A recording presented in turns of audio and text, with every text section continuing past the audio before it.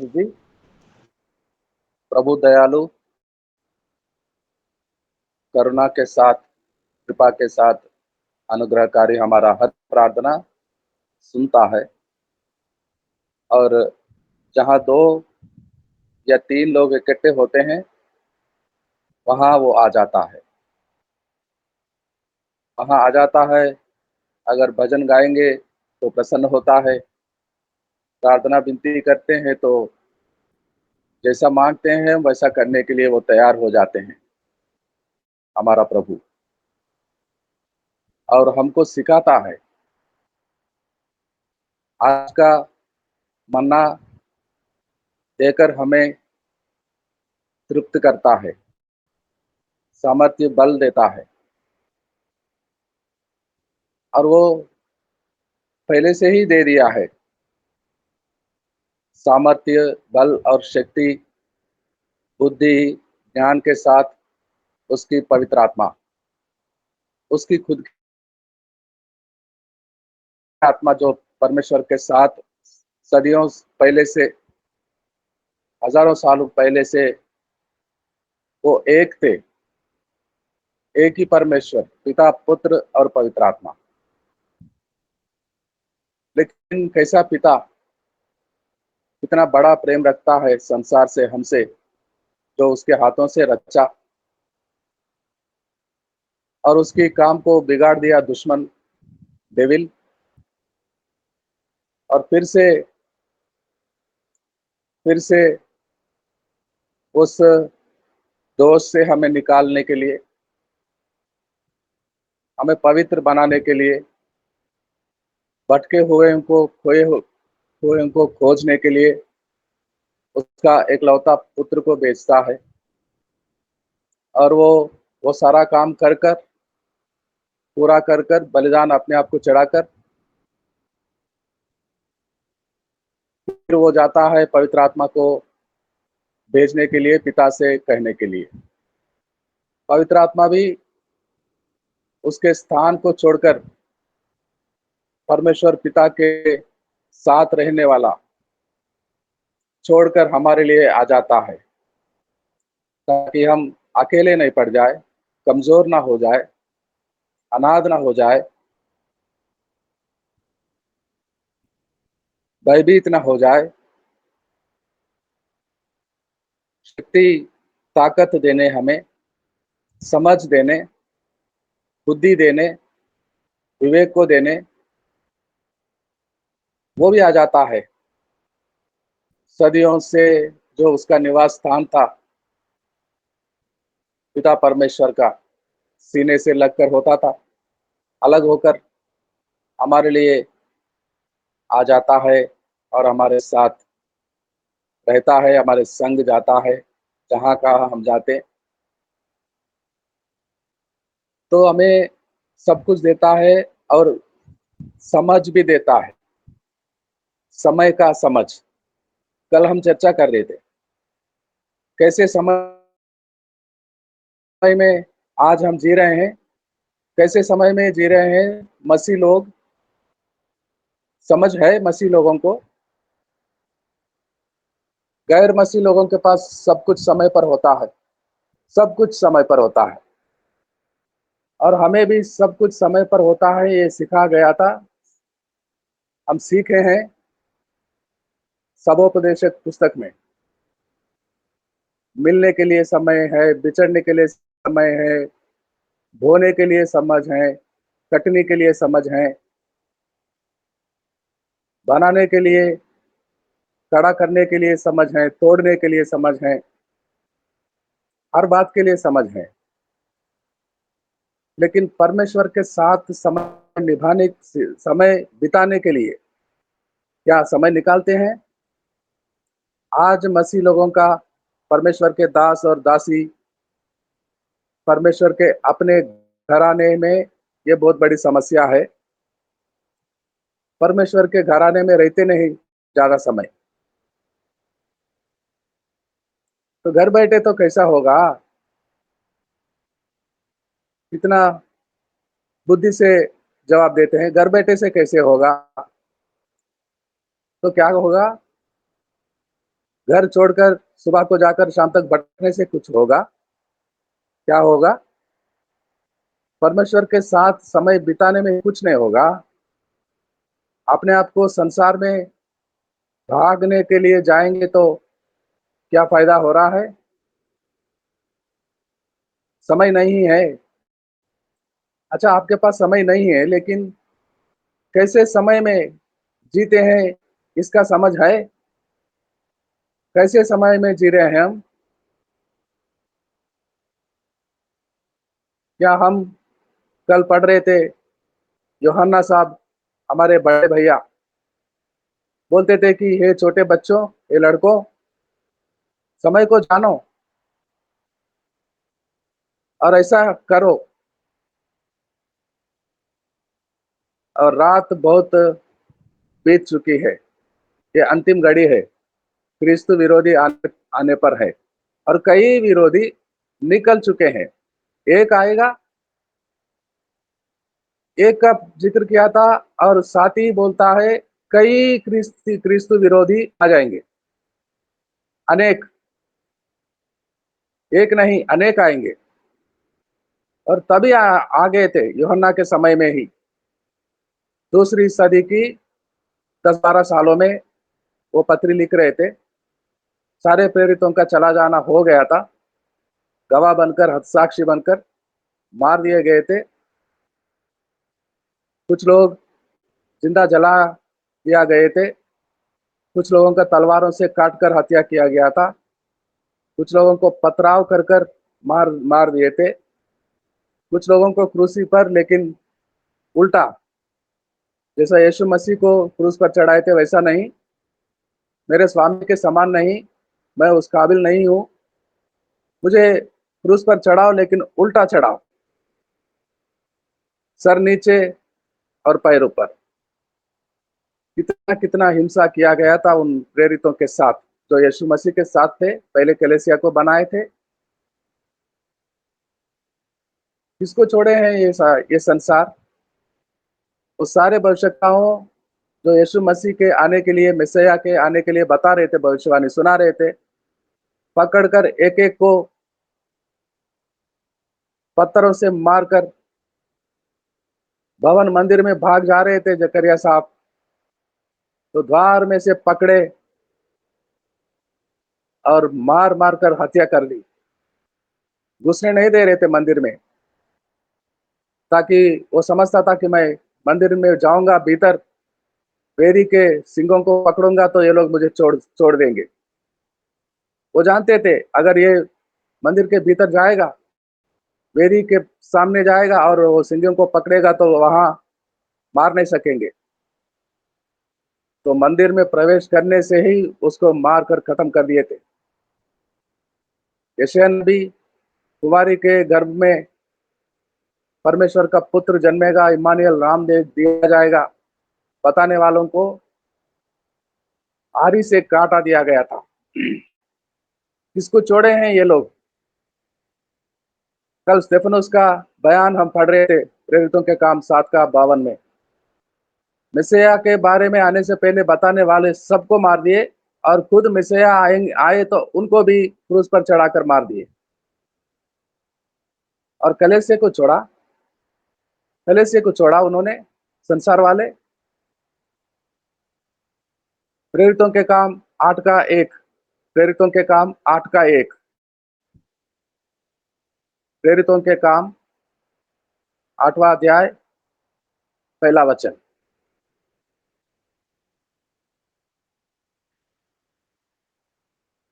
कोई भाई या बहन मदद करे हम। उसी दिन यरूशलेम की कलीसिया पर बड़ा उपद्रव आरंभ हुआ और प्रेरितों को छोड़ सब के सब यहूदिया और सामरिया देशों में तितर बितर हो गए। पहले दिन 3000 लोगों का उद्धार हुआ था, पानी में डूबकर बपतिस्मा लिए थे पहला ही दिन, और दूसरे दिन 2000। हर दिन ब दिन हजारों लोगों को कलीसिया में आ रहे थे, और प्रेरितों ने प्रचार कर रहे थे, प्रार्थना कर रहे थे। हर दिन प्रार्थना होता था। हर दिन रोटी तोड़ते थे, हर दिन संगति में रहते थे। क्या इसी का फल है? 2 का 42 में पढ़ते हैं, प्रेरितों के काम 2 का 42 में। ऐसा करते थे ये लोग, संगति में रहते थे, प्रार्थना करते थे, प्रेरितों का प्रचार को सुनते थे और हजारों में लोग बपतिस्मा लेकर चर्च में आते थे, कलीसिया में। क्या यही करने के वजह से प्रेरितों के पुस्तक 8 का 1 में जो हिंसा हो रहा है? कितने धर्मी थे, कितना प्रार्थना कर रहे थे, हर रोज मिलते थे, अलग-अलग घरों में प्रार्थना करते थे, लगातार, निरंतर रोटी तोड़ते थे घर-घर में। पढ़ते हैं 2 का 42 को, जी। प्रेरितों के काम 2 का 42। और वे प्रेरितों से शिक्षा पाने और संगति रखने और रोटी तोड़ने और प्रार्थना करने में लौलीन रहे। क्या आमीन। यही वजह था कलीसिया तितर-बितर होने को, हिंसा आने को? 8वां अध्याय में वो 12 लोगों को छोड़ सारे लोग तितर-बितर हो गए थे। ये हजारों लोग जो हर दिन आते थे, बपतिस्मा लेते थे, सुनते थे प्रचार को, प्रार्थना में थे, लौलीन होते थे, निरंतर घर-घर में रोटी तोड़ते, प्रार्थना करने इकट्ठा होते थे, संगति में आते थे। यही वजह है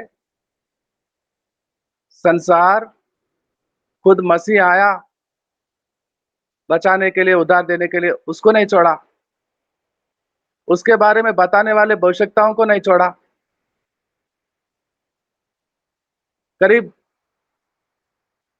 500 600 साल पहले, यीशु मसीह के आने के पहले, वो बड़ा राजा ये पूरा दुनिया को जीत लिया था, पूरा दुनिया पर राज करने वाला पहला वो नेबुकदनेस्सर।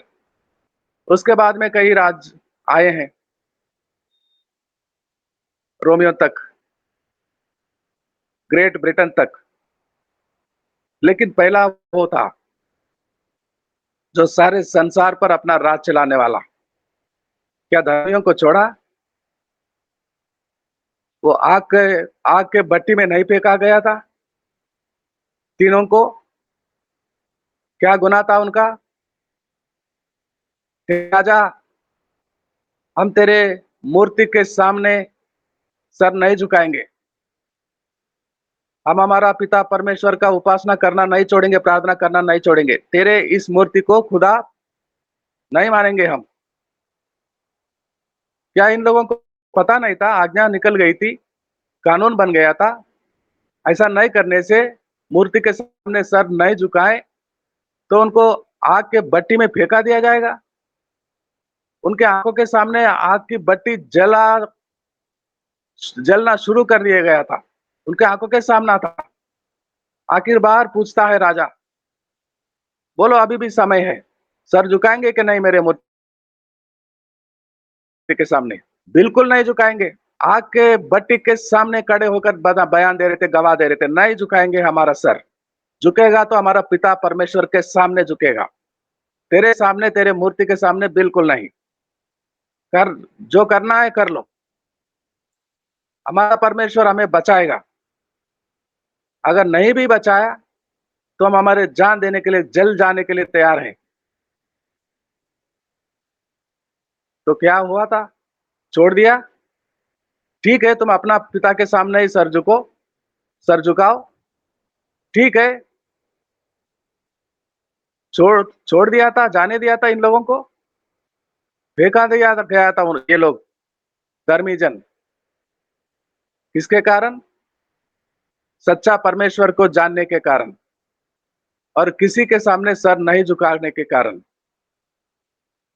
और वही राजा अपने आप में गर्व करता था, मैं इतना बड़ा राजा बन गया हूँ, इतना बड़ा शहरों को बनाया हूँ, मैं कितना बड़ा हूँ, ये मेरा राज्य कितना बड़ा है, कितने लोग मेरे सामने माथा टेकते हैं। गर्व किया था और तभी आसमान से आवाज निकलता है, जो धर्मी जन सहे थे हिंसा को, उनका परमेश्वर वहां से बोल रहा है, हे नबूकदनेस्सर, आवाज आया, सुनता है। दानियल के पुस्तक 4 और 30, 4 का 30 से पढ़ेंगे कुछ वचनों को। दानियल का पुस्तक अध्याय 4 में 30 से लेकर आगे कुछ वचनों को पढ़ेंगे हम।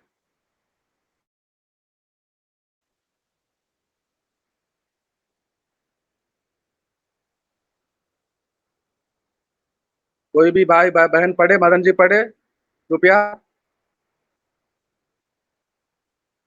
विश्वनाथ प्रसाद जी, बलराम नागर जी, विक्टोरिया जी, कोई भी बहन या भाई।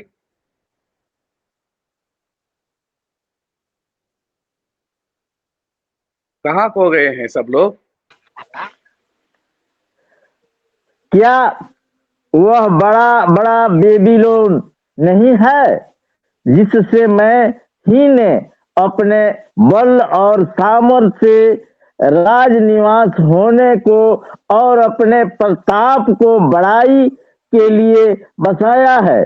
यह वचन राजा के मुंह से निकलते ही न पाया न पाया था कि आकाश बाणी हुई, हे राजा नबूकदनेस्सर, तेरे विषय में यह आज्ञा निकलती है, राज तेरे हाथ से निकल गया और तू मनुष्यों के बीच में से निकाला जाएगा और मैदान के पशुओं के संग रहेगा और बैलों के समान घास चरेगा और 7 काल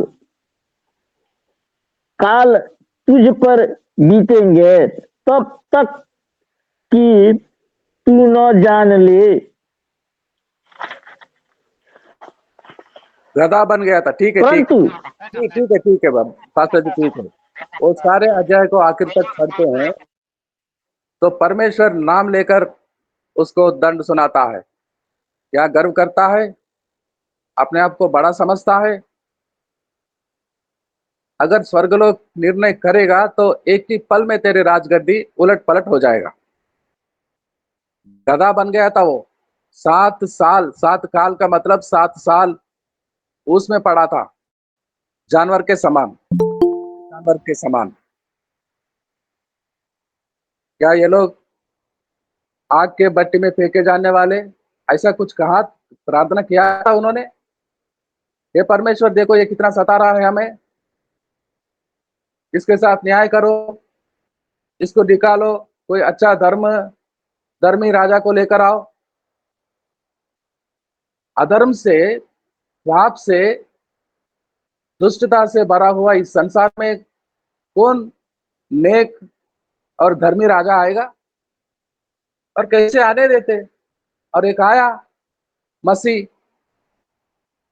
उसको ही मार मार कर क्रूस पर चढ़ाकर जान ले ली इन संसार वालों ने। उसके जन्म के बारे में बताने वालों को, भविष्यवक्ताओं को चुन चुन कर मार मार कर सबको मार देते हैं। और वो नहीं कहकर गया था यीशु मसीह क्या होगा? लूका सुसमाचार 21 का 17 और 18। लूका सुसमाचार 21वां अध्याय 17वां वचन को पढ़ेंगे। 17वां वचन को, लूका सुसमाचार। अनंत जी, आप क्या कर रहे हैं? मेरे मेरे नाम के कारण सब लोग तुझसे बैर रखेंगे। आमीन। यीशु मसीह के नाम के कारण, यीशु मसीह के नाम के कारण बोलते हैं, किसी को पकड़ते हैं यीशु मसीह के दास को और उसको बोलते हैं नारे लगाओ, जैसे हम बोलते हैं हमारा नारा सुनाओ। वो नहीं सुनाता तो कितना कितना मारते हैं, उसका अपमान करते हैं, हिसाब डालते हैं उसके मुंह में। वो कैसा नारे लगाएगा? जय यीशु के नारे को छोड़कर वो अन्य नारा कैसा उसके मुंह से निकलेगा? उसकी जबान तक को काट देते हैं, टुकड़ा कर देते हैं यीशु मसीह के कारण। ये सब होगा। ये सब होगा, वो कहकर नहीं गया ये सब होने वाला है। वो पहले कलीसिया के साथ नहीं हुआ। वो हजारों लोग जो संगति में आते थे, प्रचार को सुनते थे, बपतिस्मा लेते थे और प्रार्थना करने में लवलीन होते थे, क्या हुआ? सिर्फ वो 12 लोगों को छोड़ सारे लोग तितर बितर हो गए थे, भागे जा रहे थे। भागने में क्या होता है जानते हैं आप? घर द्वार, बर्तन, कपड़े सब छोड़कर जान हथेली पे लेकर भागते हैं आधी रात को। सुबह होने से पहले सरहदों को पार नहीं करेंगे तो यहाँ के लोग मार डालेंगे। और कितने दूर भागे थे मालूम है? समुद्र में से, नदियों में से, अकुला प्रिस्किला रोम में पहुंच गए थे। कितना हिंसा हुआ था पहली सदी में। यीशु कहाँ था?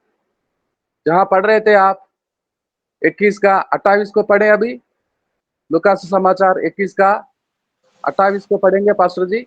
जब ये बातें होने लगे तो सीधे होकर अपने सिर ऊपर उठाना, क्योंकि तुम्हारा छुटकारा निकट होगा।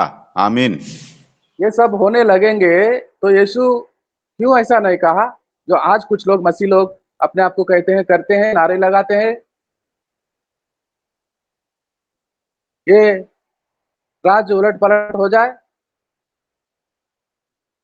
अभी जो नेता है देश को चलाने वाले, इनको निकाल दिया जाए।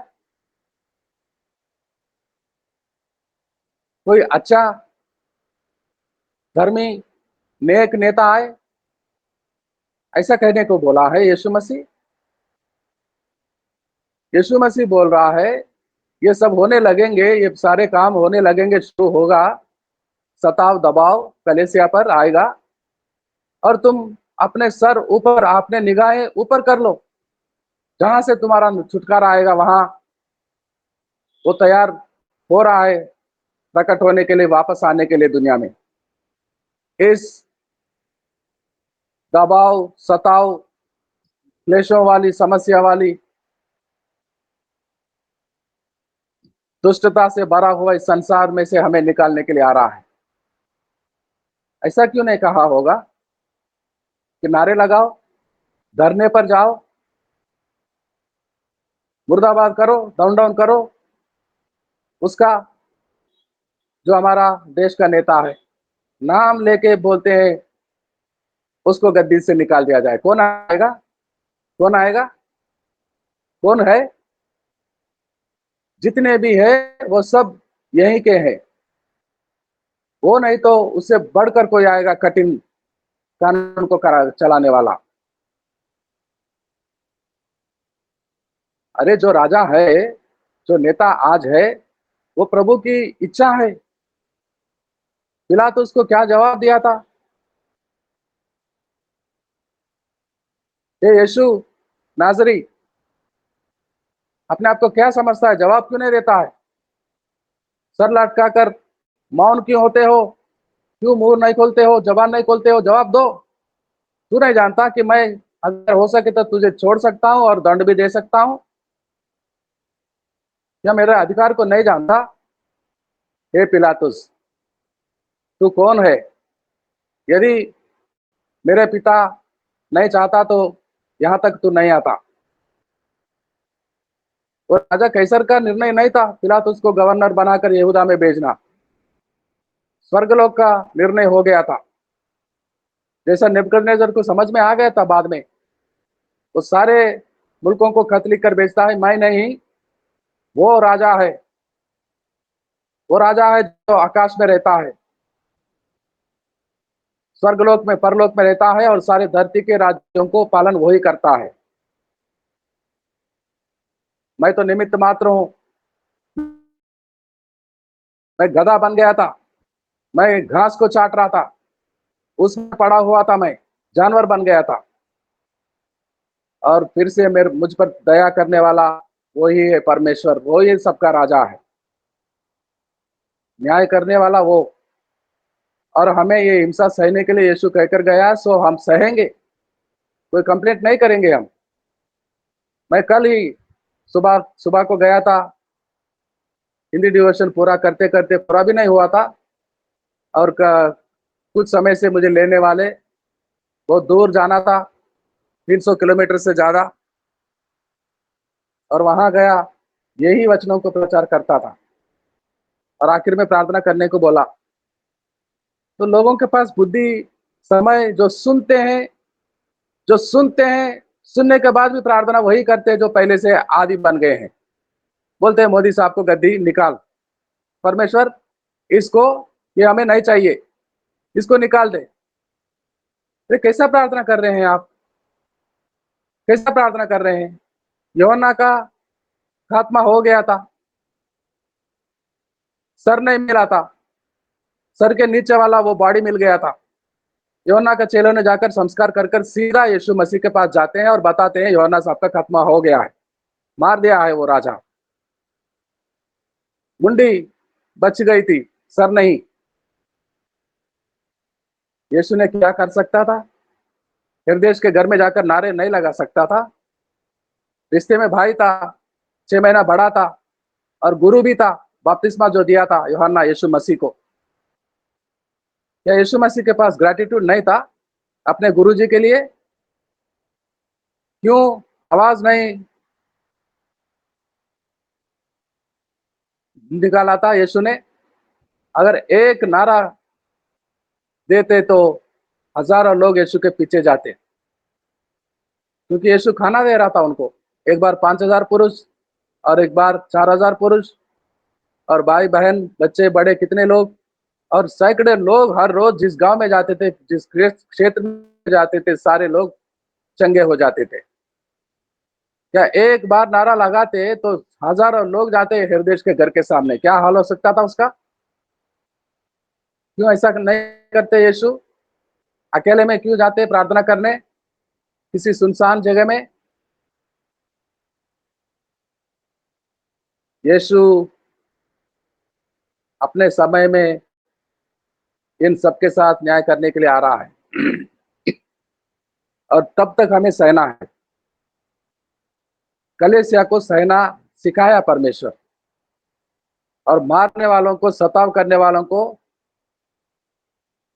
अपमान करने वालों को, थूकने वालों को, वो नारा नहीं लगाने से उसके मुंह पर पेशाब डालने वालों को, मूतने वालों को क्षमा करने के लिए सिखाया। हमारा प्रार्थना क्षमा करने के लिए होनी चाहिए, कंप्लेंट नहीं करनी चाहिए, शिकायत नहीं होनी चाहिए। हमारे प्रार्थना में एडवाइस देते हो, सलाह देते हो परमेश्वर को कैसे संसार को चलाना, तुम्हारी सलाह चाहिए। तुम इतना बुद्धिमान बन गए हो, जो स्वर्गलोक के वो महान दूतों से बढ़कर बन गए हो, पिता परमेश्वर को सलाह देने वाले बन गए हो। दुआ मांगो, दुआ मांगो, और वो दुआ भी ऐसा करो जैसा प्रभु के दास आत्मवश में अभिषेक होकर लिखता है कलीसिया को अपने प्रिय दास बेटा समान तीमुथियुस के द्वारा। क्या करनी चाहिए हमें निकालने के लिए? देश को चलाने वालों को गद्दी से उतारने के लिए प्रार्थना सिखाया था, मसीह सिखाया था पौलुस को, या पौलुस अपने चेला को, तीमुथियुस को सिखा रहा है? पढ़ेंगे वो वचनों को जो कल पढ़े थे हम, आज भी वही यीशु मसीह का इच्छा है और यीशु मसीह को भाता है। इन आखिरी क्षणों में जो यीशु मसीह का वापस आने का समय हो गया है, अंतिम घड़ी है, परमेश्वर के दास, सेवक और कलीसिया वही करना है जो यीशु मसीह पौलुस को सिखाया, और पौलुस अपने चेला को, अपने पुत्र को सिखाता है कलीसिया को सुनाने के लिए। दूसरा अध्याय पहला कोरिन्थी की पत्री, दूसरा अध्याय पहला तीमुथियुस की पत्री। तीमुथियुस को लिखने वाला वो पहला पत्री में से दूसरा अध्याय 1, 2, 3 वचनों को पढ़ेंगे। 2 का 1, 2, 3 सर। हाँ जी, पहला पत्री अध्याय 2 और 1 से लेकर 3। अब मैं सबसे पहले यह आग्रह करता हूँ कि विनती और प्रार्थना और निवेदन और धन्यवाद सब मनुष्यों के लिए किए जाएं, राजाओं और सब ऊंचे पदों वाले के निमित्त, इसलिए कि हम विश्राम और चैन के साथ सारी भक्ति और गंभीरता से जीवन बिताएं। यह हमारे उद्धारकर्ता परमेश्वर को अच्छा लगता और भाता भी है। आमीन। क्या अच्छा लगता है? देश को चलाने वालों पर शिकायत करना अच्छा लगता है, भाता है परमेश्वर को, उद्धारकर्ता को? क्या बाता है? क्या दुआ करना, शिकायत करना, कंप्लेंट करना, नाम लेकर? ऐसा नहीं करना चाहिए हमें। ये सब कुछ होगा, ये सब कुछ होगा, वो पहले से बता कर गया है। ये रास्ता जो हमने चुना है बहुत कठिन है और नैरो भी है, छोटा विशाल रास्ता नहीं है, और बड़े हिंसा को सहते हुए हम उस पार जाने को है। इस कठिन सा मार्ग में प्रवेश कर चुके हैं और बहुत देर हो गया है, बहुत आगे निकल चुके हैं। अब एक रात, और वो रात की सुबह होने के भोर के वो आखिरी क्षणों पर हम हैं। शिकायत करने नहीं मेरे भाई मेरे बहन, बल्कि उनके लिए दुआ करे, परमेश्वर उनको बुद्धि समझ दे, आशीष दे, अच्छा स्वास्थ्य दे, हमारे से बीमारियों से बचे। वो हमारे प्रधानमंत्री, उनके स्वास्थ्य 100% परफेक्ट हो। परमेश्वर आज अच्छा समय, अच्छा समझ, अच्छा बुद्धि, ज्ञान और बल, शक्ति, स्वास्थ्य को दे, और ये बात है उसको। और उसके बाद वहां क्या निर्णय होता है, वो होता है स्वर्गलोक से। किसी अनपढ़, गवार, गरीब, कचरे में से पड़ा हुआ उठा सकता है और गद्दी पे बिठा सकता है। और बड़े शक्तिमान 32 साल का कोई राजा आया था संसार पर राज करने, सिर्फ 32 साल का था, खत्म हो गया था। वो इतना कठिन था, हजारों लाखों किसी मुल्क में जाते वहां के लोगों को खत्म करता था, तलवारों से काट देता था, खून बहाता था वो। क्या हुआ? 32 साल में खत्म हो गया, वो चला गया। अलेक्जेंडर, नेबुकदनेस्सर को 7 साल जानवर बनाया था, जो गर्व करता था, मैं हूं बड़ा, मेरा राज है, इतने बड़े बड़े शहरों को मैंने बनाया। करने दो, अपना बड़प्पन करने दो, न्याय करने वाला वो है। लेकिन हमें शिकायत न करने को सिखाया गया है। हमें सिखाया गया है जो परमेश्वर को भाता है, अच्छा लगता है, वही करना है, दुआ करना है हमें। और वही किया था यीशु मसीह अपने गुरु को मारने के बाद। अपने बड़े भैया को, जो उम्र में 6 महीने बड़े थे, रिश्तेदार थे वो दोनों, और गुरु भी था, यीशु मसीह एक न कहा, कर सकता था, नारे लगा सकता था, हजारों लोगों को लेकर जा सकता था, धरने पर बैठ सकता था और शिकायत कर सकता था कैसर को, इसको निकाल दे हमारे राज्य में से, ये हमें राजा अभी एक दिन भी नहीं रहेगा। शिकायत कर सकता था और वो मान भी सकता था कैसर, लेकिन यीशु ऐसा कुछ नहीं किया। और जैसा वो करता है वैसा ही हमें करने के लिए सिखाता है, और वो उसको भाता है। उसके विरोध में सोचे हम, उसको ही सलाह देंगे, इतने बड़े हो गए हो, अकेले में जाओ और आसमान के और हाथों को, नजरों को, निगाहों को लगाकर प्रार्थना दुआ करो, दुआ करो, हाल सुनाओ उसको अकेले में, और किसी दूसरे के साथ बांटोगे जो हो रहा है। हमारे देश को चलाने वाले, अगर तुमको अच्छा नहीं लग रहा है, भला बुरा कहेंगे तो वो सुनेंगे, वो सुनेगा। वो जिसको बात आना है वो ऐसे बातें करना, शिकायत करना, वो सुनेगा। और यहाँ धरती में, आकाश के नीचे ये लोग भी सुनेंगे। कल जो पढ़ रहे थे हम, सभापदेशक पुस्तक में 10 का 20, सभापदेश 10 अध्याय और 20वां वचन।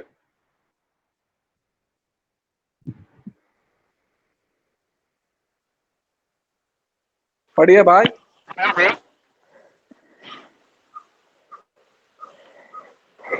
राजा को मन में भी श्राप न देना, न धनवान को अपने शयन की कोठरी में श्राप देना, क्योंकि कोई आकाश का पक्षी तेरी बारी को ले जा करके और कोई उड़ने वाला जंतु उस बात को प्रकट कर देगा।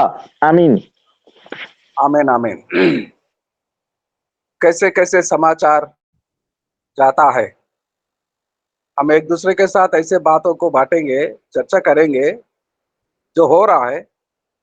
उसके लिए किसी के साथ बोलने का कोई जरूरी नहीं है, व्हाट्सएप में संदेश भेजने का कोई जरूरी नहीं है।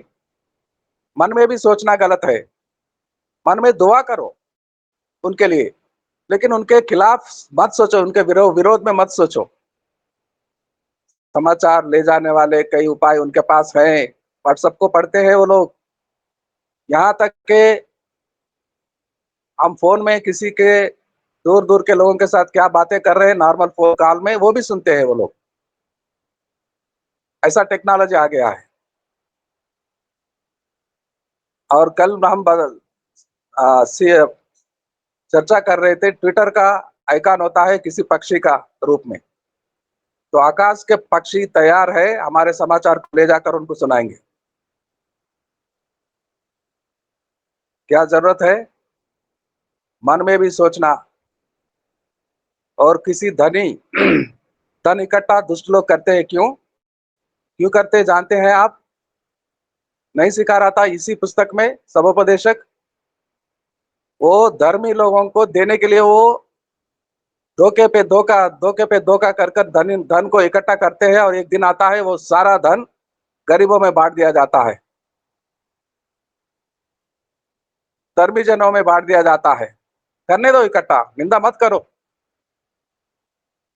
वो संपत्ति किसी दिन खाली हो जाएगा, वो छोड़कर चला जाएगा। किसी की संपत्ति उसका नाश होने से नहीं बचा सकता, लेकिन वो संपत्ति गरीबों में बांट दिया जाता है, धर्मी जनों में। राजा के लिए निंदा करना, भला बुरा सोचना, मन में सोचना, अपने पत्नी के साथ बातें करना, मित्रों के साथ बातें करना, ये परमेश्वर को बिल्कुल भाता नहीं। बल्कि उनको आशीष दो, प्रार्थना करो, दुआ करो उनको। और जो करना है निर्णय वो लेगा स्वर्गलोक में से। लेकिन यहाँ के लोग, हम कुछ दिन के मेहमान हैं, आज रहेंगे यहाँ और कल हमारे उस निवास स्थान में जो हमारा सदा के लिए तैयार हो रहा है, वहां चले जाएंगे हम इस संसार को छोड़कर। कितने कितने बड़े लोग हमारे आत्मिक गुरु नहीं गए हैं। मुझे वचनों को सिखाने वाला, मेरा गुरु, मुझे बपतिस्मा देने वाला चले गए हैं। उनके पीछे पीछे मैं भी जाऊंगा जब मेरा दिन आएगा। हम यहाँ के नहीं है, इस संसार के नहीं है। हम यीशु मसीह को निकाल दिए थे इस संसार वाले, और वो सारे प्रेरितों को निकाल दिए थे। और क्या हमें रखेंगे यहाँ पर? कितने दिन रखेंगे? यीशु के नाम के लिए हमें मारेंगे, हमें भी निकालेंगे। हम धन्य हो सकते हैं अगर वो समय जो अंतिम घड़ी में हम हैं उसका बाट जोते हैं, वो आएगा तो बच पाएंगे हम सब। एक ही क्षण में, एक ही पल में, आग झपकने का एक पल का समय बचेगा और हम सब बदल जाएंगे। और देखते देखते हम ऊपर से हमारा शरीर, आत्मिक शरीर आकर हमें वहां ले उसके सामने लेकर जाएंगे। ये सारे बातें होने लगेंगे, सुने लगेंगे तो नजरों को, सर को ऊपर उठाओ, प्रार्थना करो और मारने वालों को क्षमा करो, सताने वालों को क्षमा करो, राजाओं के लिए, सारे मनुष्यों के लिए प्रार्थना करो जो उसको बाता है। और कुछ दिन बचे और सहने के लिए शक्ति हमें आ जाए। यही करना है कलीसिया, शिकायत नहीं करना। कलीसिया भागे जा रहा था यरूशलेम को छोड़कर, लेकिन कोई शिकायत नहीं किया था।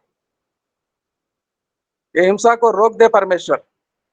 हमारे शहर में से हमें क्यों निकालते हैं लोग यरूशलेम में से? ऐसा कोई विश्वासी, कोई भाई, कोई बहन, कोई अक्ला, कोई प्रिस्किल्ला कभी कोई शिकायत का प्रार्थना नहीं किए थे वो लोग। आज हम क्यों करते? बोलते हैं अच्छा सरकार को ला परमेश्वर। अरे कौन अच्छा सरकार आएगा? आप जानते हो, मैंने कांग्रेस सरकार गिराने के लिए मैं खुद प्रार्थना किया था। मैं बोल रहा हूँ, आज बोलता हूँ, सच बता रहा हूँ, मैंने प्रार्थना किया था कांग्रेस के विरोध में। 2 बार राहुल गांधी को अवसर मिला था प्रधानमंत्री बनने का, बना? बुद्धू था। 2 बार सारे देश के वासी मत देकर अधिकार को देने चाहते थे, लेकिन वो नहीं स्वीकारा। और तभी 40 रुपए का, मैं जानता हूं, 40 रुपए का पेट्रोल को 60 रुपए कर दिए थे वो लोग। 350 रुपए का गैस को 600 रुपए कर दिए थे वो लोग। और ये सब क्यों कर रहे हैं लोग? कांग्रेस होकर, मसीह के जानकारी होकर, क्रिश्चियनिटी को जानते हुए भी ये लोग ऐसा क्यों करते हैं? मैं विरोध हो गया था, लेकिन आज क्या हुआ? उससे बदतर हो गया है। पेट्रोल 120 हो गया, गैस 1200 हो गया। वो भी था तभी सारे रेट्स बढ़ रहे थे, भाव बढ़ रहे थे। आज ये आया, ये भी ऐसा करे, कल दूसरा कोई आएगा वो भी ऐसा ही करेगा। सारे संसार वाले इस देश में, इस मुल्क में ऐसे ही लोग आएंगे, ऐसे ही लोग आएंगे। बहुत कठिन से कठिन निर्णय लेते हैं, गरीब को और गरीब बना देते हैं। 4-5 किलो एक के मुंह पे वो चावल को, जो जानवर भी नहीं खाते, वो चावल को फेंक देते हैं 5 किलो। और वो लोग बड़े ऐशो और आराम महलों में रहते हैं। यहाँ पर ऐसा ही होगा मेरे भाइयों। और इसलिए मैं भी क्षमा मांगा था परमेश्वर से। ऐसा प्रार्थना मैं कभी नहीं करूंगा, ऐसा प्रार्थना मैं कभी नहीं करूंगा, किसी पर शिकायत नहीं करूंगा। जो राजा बनकर आज आया है वो परमेश्वर का इच्छा है। मेरा परमेश्वर तय कर कर उसको गद्दी पर बिठाया। मैं उसके लिए, उसकी सलामती के लिए, उसके स्वास्थ्य के लिए प्रार्थना करना मेरा कर्तव्य है, मेरा दायित्व है, या मेरा मतलब कैसे का, हम सबका। हम कभी किसी के लिए शिकायत वाला वो प्रार्थना नहीं करेंगे। दुआ करेंगे, आशीष को मांगेंगे, क्षमा करेंगे, और जो करना है निर्णय स्वर्गलोक से वो लेगा, और जिसके साथ कब कैसे न्याय करेगा वो जानता है। आइए इन वचनों से परमेश्वर हमें समझ दे, बुद्धि दे। हम जिस समय में जी रहे हैं वो समझ हमें मिले, और ये सारे होने लगे हैं तो हमारा उद्धार का समय आ गया है। हम नजर उठाकर वहां, जो जहां से वो आ रहा है, प्रकट होने को है, हमारा राजा, हमारा प्रभु, हमारा मालिक, उसके बाद जोते हुए हम अपने आप को तैयार करते हैं। प्रार्थना में जाएंगे। आखिरी प्रार्थना, आखिरी प्रार्थना पास्टर प्रशांत जी करेंगे या सुरेंद्र कुमार जी? पास्टर सुरेंद्र कुमार जी आप प्रार्थना करेंगे। पास्टर सुरेंद्र कुमार जी।